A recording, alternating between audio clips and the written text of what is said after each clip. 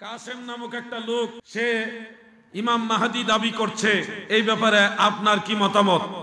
আমি কখনো তাড়াহুড়া করে ডিসিশন দেই না। আমি বিষয়টা নিয়ে তাহকিক করেছি, স্টাডি করেছি, জানার চেষ্টা করেছি, অনেক কিছু রিসার্চ করে, গবেষণা করে আজকে আপনাদের সামনে পরিষ্কার বলে দিচ্ছি, এই কাসেম নামে প্যান্ট শার্ট পরোয়া, ক্লিন শেভ করোয়া এই লোক যে মাহদি দাবি করেছে, যদিও তার নাকটা তীক্ষ্ণ, একটু চুক্কা, কপালটা একটু প্রশস্ত, তার কথার মধ্যে কিছু জড়তা, সবকিছুই এর মধ্যে অনেকটাই মিলে যায়, ম্যাচিং হয়, কিন্তু স্পষ্ট করে বলে যাচ্ছি সে মাহদি নয়, সে ধোঁকাবাজ, সে মিথ্যা মাহদি, তাকে অনুসরণ করা যাবে না। ইমাম মাহদি আলাইহিস সালাম হবে সরাসরি মা ফাতেমার বংশধর, হযরত আলী রাদিয়াল্লাহু আনহুর বংশধর, ইমাম হাসান এবং ইমাম হুসাইনের বংশধর হবে। নবীজির হাদিসের মধ্যে এটা রয়েছে। ইমাম মাহদির মূল নাম হবে মুহাম্মদ। মাহদি নামে উনি প্রচারিত হবে না। 40 বছর বয়স পর্যন্ত ওনার নাম হবে মুহাম্মদ। ওনার বাবার নাম হবে আব্দুল্লাহ, ওনার মায়ের নাম হবে আমেনা। এই পরিচিতিগুলি মনে রাখবেন। ওনার বসবাস স্থল হবে মদিনা মুনাওয়ারার বরাবর পূর্ব দিকে পাহাড় পর্বত বেষ্টিত জননিরবিচ্ছিন্ন নির্জন একটা এলাকা, যেখানে কোনো আধুনিকতার ছোঁয়া থাকবে না। ইমাম মাহদি আলাইহিস সালাম জাগতিক কোনো প্রতিষ্ঠান, শিক্ষা প্রতিষ্ঠান থেকে শিক্ষিত হবে না। তিনি একজন বকরির রাখাল হবে, পাহাড়ের পাদদেশে বিভিন্ন জায়গায় নির্জনে নির্জনে ঘুরবে, আল্লাহ তাআলার বন্দেগীতে ব্যস্ত থাকবে আর বকরি চড়াবেন। 40 বছর বয়স হয়ে যাবে, উনার বিবাহ কেউ করাবে না। উনি এতটাই সহজ সরল হবে, গ্রাম্য ভাষায় আপনারা বলেন হাবাগোবা, এরকম সহজ সরল হবে যে কেউ নাকি বিবাহ করাবে না, বয়স 40 হয়ে গেছে। উনি কোন প্রাতিষ্ঠানিক শিক্ষায় শিক্ষিত হবে না, উনি আল্লাহর জ্ঞানে জ্ঞানী হবে, আল্লাহর শিক্ষায় শিক্ষিত হবে। ওটা স্পেশাল জ্ঞান যেটা আল্লাহ নবী রাসূলদের দান করেছেন, যেটা আল্লাহর ওলিদেরকে দান করেছেন, সেই অমূল্য নিয়ামত যেটা খাজা খিজিরকে আল্লাহ দিয়েছেন, সেই জ্ঞান আমার আল্লাহ ইমাম মাহদি আলাইহিস সালামকেও দিবে। সুবহানাল্লাহ। পাকিস্তানের কাসেম, সে দাবি করে তার জিন্দেগিটা বরবাদ করে দিল। যেই লোকগুলোর তালিকা আমরা জেনেছি মিথ্যাবাদী হিসেবে, তাদের মধ্যে তার নামটা চলে গেল। ইমাম মাহদি আলাইহিস সালাম হবে দয়াল নবীর অনুরূপ, জেসেম মুবারকে রাসূল করিম সাল্লাল্লাহু আলাইহি সাল্লামকে দেখতে যেরকম, ইমাম মাহদি আলাইহিস সালাম প্রায় অনুরূপ হবে।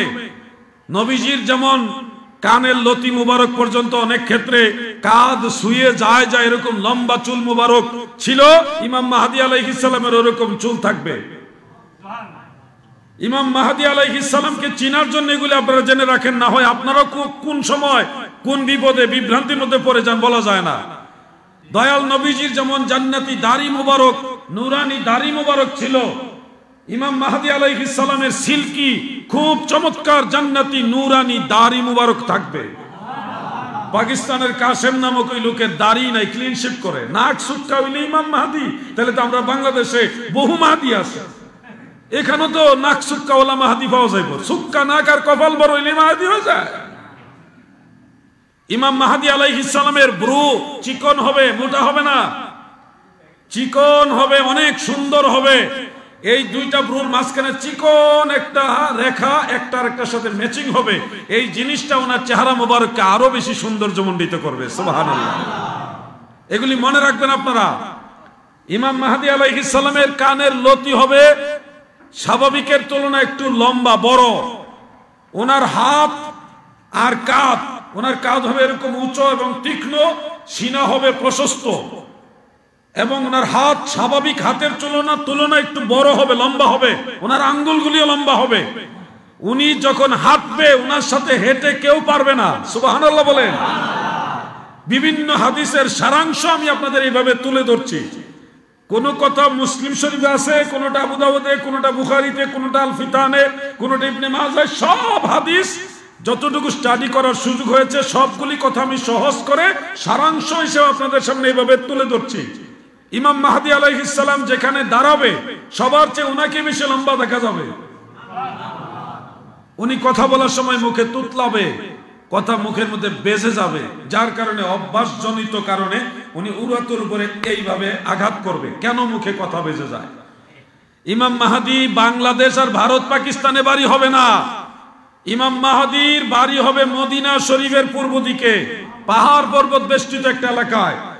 এবং উনি কাবা ঘরে তাওয়াফ করা অবস্থায় আল্লাহর ওলিদের কর্তৃক চিহ্নিত হওয়ার আগে এই জমিনের কেউ জানবেই না সেই ইমাম মাহদী।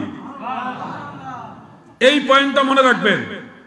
ইমাম মাহদী কাবা ঘর তাওয়াফরত অবস্থায় আল্লাহর আউলিয়ারা ওনাকে চিহ্নিত করার আগ পর্যন্ত দুনিয়ার কেউ জানবেই না উনি ইমাম মাহদী। আমি আবার বলছি কথাটা, ইমাম মাহদী আলাইহিস সালাম কাবা ঘর তাওয়াফরত অবস্থায় আল্লাহর আউলিয়াদের কর্তৃক চিহ্নিত হওয়ার আগ পর্যন্ত পৃথিবীর কোনো মানুষ জানবেই না উনি ইমাম মাহদী। ওই সময়ের আগে যত মাহদী বের হবে সব ভণ্ড। ওই ঘটনার আগে যত মাহদী দাবিদার হবে সব মিথ্যাবাদী। স্পষ্ট করে দিচ্ছি, ইমাম মাহদী আলাইহিস সালামকে আল্লাহর ওলিরা কাবা ঘরে পাকড়াও করবে। ওনার সব আলামত দেখে আল্লাহর ওলিরা চিনে ফেলবে, পাশাপাশি তাওয়াফ করবে আর দেখবে ওনার সব চাল চলন, বাচন ভঙ্গি, বডি ল্যাঙ্গুয়েজ সব কিছু দেখে আল্লাহর ওলিরা চিনে ফেলবে। তারপরে তাওয়াফ শেষে ওনাকে জিজ্ঞাসা করবে, আনতা মাহদী, আপনি কি মাহদী? উনি বলবে, আনা মুহাম্মদ ইবনু আব্দুল্লাহ, আমি আব্দুল্লাহর ছেলে মুহাম্মদ। উনি মাহদী একবারও ভুলক্রম দাবি করবে না। যে নিজে নিজে মাহদী দাবি করবে সে মাহদী নয়। ইমাম মাহদী যিনি অরিজিনাল, তিনি কাবা ঘরে চিহ্নিত হবে। আল্লাহর ওলিরা ওনাকে চাপ দিয়ে বলবে, আপনি কি মাহদী? তিনি বলবে, আমি আব্দুল্লাহর সন্তান মুহাম্মদ। তিনি বারবার একই উত্তর দিবেন, বারবার আল্লাহর ওলিরা ওনাকে প্রেসার দিবেন, বারবার তিনি বলবে, আমি আব্দুল্লাহর ছেলে মুহাম্মদ। আবু দাউদ শরীফের মধ্যে উল্লেখ, আকাশ থেকে গায়েবী আওয়াজ হবে, অদৃশ্য থেকে আওয়াজ হবে, হাযা খলিফাতুল্লাহিল মাহদিয়্যু ফাসতামিউহু ওয়া আতিউহু। জমিনে সে আল্লাহর খলিফা, তোমরা তার কথা শুনো, তার আনুগত্য করো। গায়েবী আওয়াজ হবে, অদৃশ্য থেকে আওয়াজ হবে, আওয়াজ দিয়ে, গায়েবী আওয়াজ দিয়ে ওনাকে বলে দেওয়া হবে জমিনে, এই লোক হলো আল্লাহর খলিফা, সে মাহদী, তোমরা তার কথা শুনো। গায়েবী আওয়াজ এর মাধ্যমে ইমাম মাহদীকে চিহ্নিত করার আগে যত মাহদী বের হবে সবগুলি বাতপা।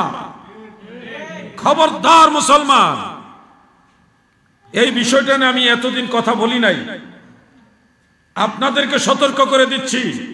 ঈমান কঠিন জিনিস, ধৈর্য না রাখতে পারলে কিন্তু বরবাদ হয়ে যাবে। ঈমান অনেক অমূল্য জিনিস, পৃথিবীর কোনো মূল্য দিয়ে ঈমান আপনি ক্রয় করতে পারবেন না। ঈমান ধরে রাখতে হবে, কালবের মধ্যে ঈমানকে মজবুত করে রাখতে হবে, না হয় পাখির মতো উড়াল দিয়ে ঈমান চলে যাবে, টেরও পাবেন না। সুন্নি মুসলমান, আপনারা আরো মনে রাখবেন, ইমাম মাহদী আলাইহিস সালাম কাবা ঘরে প্রকাশ হওয়ার পরে উনি বাইতুল মুকাদ্দাস যাবে, ছোট ছোট অনেক যুদ্ধ করবে, ছোট ছোট যুদ্ধের তিনি করবেন। ওনার পতাকা হবে কালো রঙের। কি রঙের? কালো রঙের পতাকা হবে ইমাম মাহদী। ওনার মাথায়ও থাকবে কালো পাগড়ি। কি থাকবে? কালো পাগড়ি। মনে রাখবেন এই কথাগুলো। ইমাম মাহদীর পতাকার মধ্যে এক লাইনে কালিমায়ে তাইয়্যিবা লা ইলাহা ইল্লাল্লাহ মুহাম্মাদুর রাসূলুল্লাহ সাল্লাল্লাহু আলাইহি সাল্লাম লেখা থাকবে। ওনার মাথায় থাকবে কালো পাগড়ি। নামাজ নাই, রোজা নাই, দাড়িও নাই, সুন্নতি লেবাস নাই, বাপ দাদার নাম নাই, সান মোল্লার বিয়ায় সে এখন মাহদী দাবি করেনেওয়ালা হয়ে গেছে। মানুষ আবার এগুলি গুরুত্বও দেয়। আমাদের দেশে গোপনে গোপনে বহুত মাহদী আছে, আমাদের বাংলাদেশে বহুত মাহদী আছে গোপনে গোপনে। অনেক পীর সাহেবরা মাহদী দাবি করে, অনেক পীরের ফুলা, পীরজাদা, তারাও মাহদী দাবি করে মনে মনে। তাদের পার্সোনাল যারা ভক্ত তারা তাদের পীরকে, পীরের ছেলেদেরকে মাহাদি বানাইতেছে মনে মনে। এই ধরনের চিন্তাধারা থেকে বের হয়ে আসেন, না হয় আখেরাতে নির্ঘাত জাহান্নামের লাকড়ি হবেন। খবরদার, মাহাদি একজনই হবে যার কাছে হযরতে ঈসা আলাইহিস সালাম বায়াত গ্রহণ করবে। মাহাদি সারা পৃথিবীতে যুদ্ধ করবে, মাহাদিকে আল্লাহ নিজে সাহায্য করবে। ইমাম মাহাদি যুদ্ধকালীন সময়ে ওনার বিরুদ্ধে যারা আসবে তাদেরকে জমিনের নিচে আল্লাহ দাবিয়ে মেরে ফেলবে, জমিন উল্টায় দিবে, জমিন নিচের দিকে চলে যাবে, মানে ভূগর্ভস্থ মাটির নিচে চাপা পড়ে ইমাম মাহাদির শত্রুরা মারা যাবে, আল্লাহ তাদেরকে ধ্বংস করে দিবে। ইমাম মাহাদি আলাইহিস সালাম তরবারি দিয়ে যুদ্ধ করনেওয়ালা হবে। ইমাম মাহাদি আলাইহিস সালামের সমসাময়িক শেষের দিকে, ইমাম মাহাদির সমসাময়িক শেষের দিকে ঈসা আলাইহিস সালাম জমিন অবতরণ হবে। দুইজন ফেরেশতার কাঁধের উপরে ভর করে সিরিয়ার দামেস্কের পূর্ব দিকে মসজিদে বায়দা, সে মসজিদটা দেখে আসছে আলহামদুলিল্লাহ। ওই মসজিদের মিনারের উপরে ঈসা নবী অবতরণ করবেন, ওখান থেকে মই এর মাধ্যমে তিনি জমিনে নামবেন। সেই সিরিয়ার দামেস্ক থেকে পায়ে হেঁটে বাহন দিয়ে তিনি মদিনা মুনাব্বারায় রোজা মুবারক আল্লাহ রসুলকে সালাম দেওয়ার জন্য যাবে। ওখান থেকে তিনি বাইতুল্লাহ শরীফে যাবে, গিয়ে হযরত ইমাম মাহাদি আলাইহিস সালামের কাছে বায়াত গ্রহণ করবে, ইমাম মাহাদি আলাইহিস সালামের পিছনে নামাজ পড়বে। ওইখান থেকে ঈসা নবী সেই ফিলিস্তিনের সে মসজিদুল আকসা বাইতুল মুকাদ্দাসে যাবে, বিশাল মুসলিম বাহিনী সহ নিয়ে দাজ্জালের সাথে যুদ্ধ করার জন্য ওখানে যাবে। যেই গেটের কাছে দাজ্জালকে ঈসা আলাইহিস সালাম পাকড়াও করবে, হত্যা করবে, সেই গেটটা এখন ইসরায়েলের ভিতরে পড়ছে, সাদা একটা গেট। সেই গেটটাও দেখে আসছে একটু দূরের থেকে। যেই যেই জায়গাগুলিতে ইমাম ঈসা আলাইহিস সালাম তিনি আসবেন, বসবেন, সেই জায়গাগুলি দেখার সৌভাগ্য মহান আল্লাহ আমাকে দিয়েছে।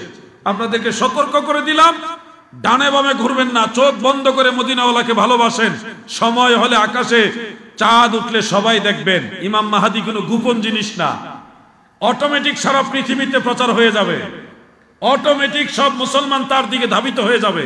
আল্লাহ রসুল বলেছেন, মাহাদি প্রকাশ হলে তোমরা বরফের উপরে হামাগুড়ি দিয়ে হলেও মাহাদির কাছে গিয়ে বায়াত গ্রহণ করবে। মাটির কথা বলে নাই, মাটি দিয়ে হামাগুড়ি দেওয়া সহজ, মাটির উপরে হামাগুড়ি দেওয়া সহজ, বরফ, ঠান্ডা বরফের উপরে হামাগুড়ি দেওয়া কঠিন। আল্লাহ রসুল সাল্লাল্লাহু আলাইহি ওয়াসাল্লাম বলেছেন, সেই বরফের উপরে যদি হামাগুড়ি দিতে হয়, তারপরে তোমরা হামাগুড়ি দিয়া দিয়া মাহাদির কাছে গিয়ে তার বায়াত গ্রহণ করবে। সুবহানাল্লাহ বলে। সময় হলে সবাই জানবেন, সবাই বুঝবেন, জোর করে বোঝান লাগবে, মাইকিং করা লাগবে না। আল্লাহ তাআলা কিছু কিছু নিউজ ফেরেশতাদের মাধ্যমে মানুষের কানে কানে অটোমেটিক পৌঁছায় দেয়। টেলিভিশনে সাংবাদিকরা জানে পরে, আল্লাহ জানায় দেয় আগে। এমন বহু ঘটনা আছে। পাকিস্তানে না ইন্ডিয়াতে মাহাদি খুঁজতে হবে না, মাহাদি প্রকাশ হবে কাবা ঘরে, মসজিদুল হারামে, বাইতুল্লাহ শরীফে। একদিকে কাবা, আর একদিকে মাকামে ইব্রাহিম, আর একদিকে জমজম কুয়া।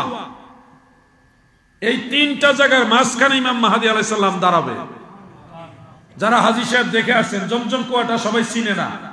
জমজম কুয়া চিনার জন্য একটা আলামত, যদি ভবিষ্যতে যান মনে রাখবেন, মাকামে ইব্রাহিম যেটা এরকম একটা উঁচা একটা জায়গা, ওখানে ইব্রাহিম আলাইহিস সালামের পা মুবারকের ছাপ ওয়ালা একটা পাথর রাখা আছে, এটাকে বলা হয় মাকামে ইব্রাহিম। এটার পাশেই দেখবেন এইরকম চার কোণাওয়ালা একটা ঢাকনা দেওয়া আছে, ঢাকনার চিহ্নটা বোঝা যায়। এই ঢাকনাটা যেই বরাবর, এই বরাবর নিচেই হলো জমজম কুয়া।